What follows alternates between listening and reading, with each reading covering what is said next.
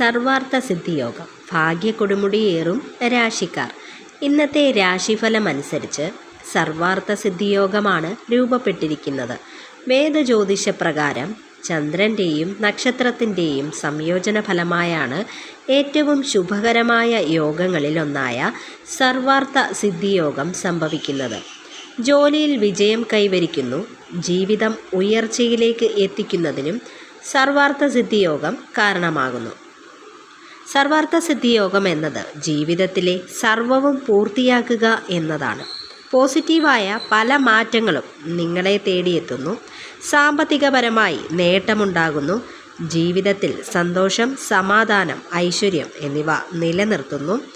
സാമ്പത്തികപരമായി നേട്ടം, പല കാര്യങ്ങളും അനുകൂലമായി വരുന്ന സമയമാണ്. ഏതൊക്കെയാണ് ആ ഭാഗ്യ രാശിക്കാർ എന്ന് നോക്കാം. ചിങ്ങം രാശി, കുംഭം രാശി, വൃശ്ചികം രാശി, ഇടവം രാശി.